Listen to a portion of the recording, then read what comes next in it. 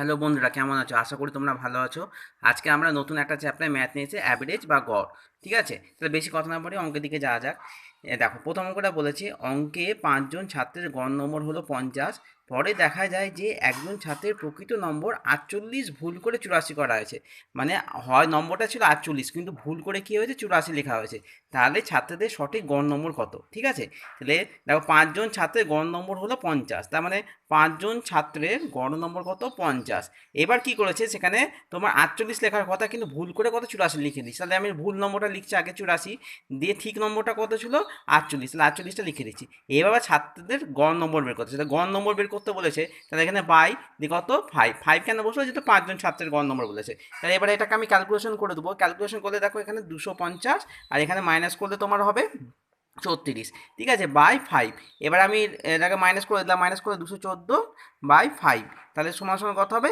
42.8। ঠিক আছে, তাহলে এটা হবে অ্যান্সার, হবে 42.8। ঠিক আছে, তাহলে এই অঙ্কটা এভাবে করতে হবে। যখনই এরকম কোনো কোনো গড় নম্বর বের করতে বলবে, তখন তোমরা এভাবে আমরা করব। ঠিক আছে, আর যদি কোনো ভুল নম্বর বলে, সেটা মনে রাখবে, যেটা ভুল নম্বরে সেটাকে আগে মাইনাস করবে, তারপরে যেটা সঠিক নম্বর তার সাথে প্লাস করে দেবে। ঠিক আছে, এটা গ্রুপ ডি এক্সামে তোমার NTPC, railway NTPC group D এক্সামে এসেছিল। ঠিক আছে, এবার পরের অঙ্কটার দিকে যাওয়া যাক। দেখো পরের অঙ্কটা বলেছে কি, দেখো, একজন ছাত্রের পরীক্ষার নম্বর 63-র বদলে ভুল করে 83 নথিভুক্ত করায় সমস্ত ছাত্রদের গড় নম্বর 0.5% বৃদ্ধি, মানে হাফ বৃদ্ধি পায়। ক্লাসে কতজন ছাত্র ছিল? এটা এএসএম এক্সামে এসছে। দেখো, 63-র বদলে কত? 83 নম্বর করা হয়েছে, তাহলে কি ছাত্রদের গড় নম্বর বৃদ্ধি পেয়েছে। ঠিক আছে, এই সব অঙ্কের ক্ষেত্রে যখন ছাত্র সংখ্যা বের করতে হবে, বের করতে, তখন বের করবে ছাত্র ইজ ইকাল টু, ফর্মুলাটা হলো তোমার, এখানে লিখবে এখানে লিখবে ফর্মুলাটা ভুল করে আম, অতিরিক্ত নম্বর, ভুল করে প্রাপ্ত যে অতিরিক্ত নম্বর সেটা লিখবে, অতিরিক্ত নাম্বার। ঠিক আছে, আর বাই এই যে গড় নম্বর বৃদ্ধি, যে গড় নম্বরটা বৃদ্ধি আছে সেই গড় নম্বর বৃদ্ধি, তাহলে গড় নম্বর বৃদ্ধি। তাহলে ভুল করে প্রাপ্ত অতিরিক্ত নম্বর কত? দেখো, ভুল করে প্রাপ্ত অতিরিক্ত নাম হলো, দেখো 83, 83 নথিভুক্ত হয়েছে, কিন্তু পাওয়ার কথা ছিল 63, তাহলে এখান থেকে এটা বিয়োগ করবো। তাহলে গড় নম্বর বৃদ্ধি কত? হাফ, তাহলে হাফ বসালাম। এবার দেখো এখানে ক্যালকুলেশন করি, 20, এখানে হাফটা এদিকে গেলে উল্টে গেলে কত হলো?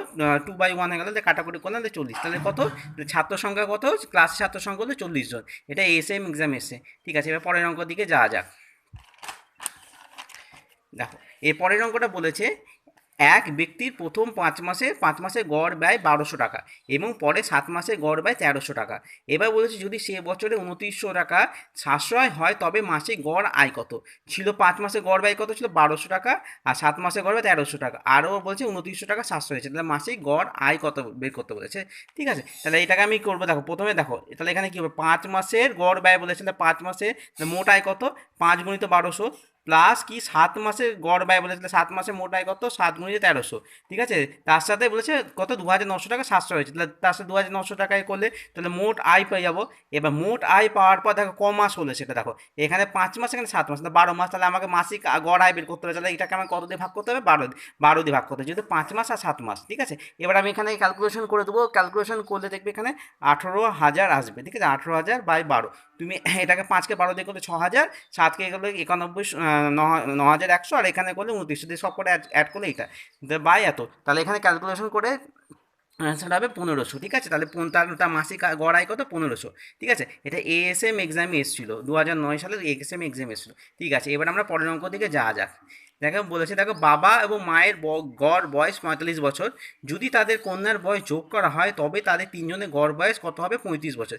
কন্যার বয়স কত? গড় বয়স কত ছিল? 45 বছর বাবার মায়ের, আর কন্যার বয়স যোগ করে তাদের গড় বয়স 35। ঠিক আছে, কন্যার বয়স কত? তাহলে এখানে আমাকে কন্যার বয়স বের করতে বলেছে। ঠিক আছে, কন্যার বয়স, কন্যার বয়স বের করবে কী করে? দেখো, 35 বছর, বাবা, তা তিনজনের যদি গড় আয় করে, তাহলে কত? 35 বছর। তাহলে তিনজনের এটা নিশ্চয়ই বেশি হবে, তাহলে 35 × 3, তার সাথে কত মাইনাস করবো? এই দুজনের গড় বয়স, দুজনের গড়, একজনের যদি গড় বয়স বলেছে 45, তাহলে দুজনে কত? 45 × 2, তাদের দুজনের প্রকৃত বয়স, বাবা মায়ের প্রকৃত বয়স।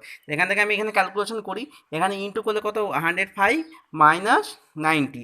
ঠিক আছে, এবার ক্যালকুলেশন করলে কত? 15, তাহলে 15 বছর হলো কন্যার বয়স। এই অঙ্কটা এরকমও ঘুরে দিতে পারতো, এখানে পুত্রের বয়সে দিতে পারতো। ঠিক আছে, তাহলে এই অঙ্কটা গ্রুপ ডি এক্সাম 2012 সালে এসেছিল। ঠিক আছে? আচ্ছা, আশা করি তোমার অঙ্কগুলো তোমাদের খুব ভালো লাগলো। এটা ছিল তোমার অ্যাভারেজের প্রাথমিক স্তরের অঙ্ক, যেগুলো তোমার এনটিপিসি এক্সামে এসেছিল। এরপরে আমরা পার্ট টু ভিডিও নিয়ে আসবো, যেখানে তোমার এর চেয়ে একটু কঠিন অঙ্কগুলো আমরা ডিসকাস করব। ঠিক আছে? ঠিক আছে, আমাদের আমাদের ভিডিও যে আরও অনেক ভিডিও আমরা করেছি, আপলোড করেছি, profit and loss, pipe and system, simple interest, compound interest, সব এই ডেসক্রিপশনে তোমরা পেয়ে যাবে। আমরা খুবই তাড়াতাড়ি এই অ্যাভারেজের সেকেন্ডে পার্ট টু ভিডিও করবো। ভিডিওতে যদি তোমাদের যদি পছন্দ হয় তাহলে অবশ্যই সাবস্ক্রাইব করো আর লাইক করো, আর কোনো কিছু জিজ্ঞাসা থাকলে কমেন্ট অবশ্যই করো। ঠিক আছে, আসছি, আজকের জন্য টাটা।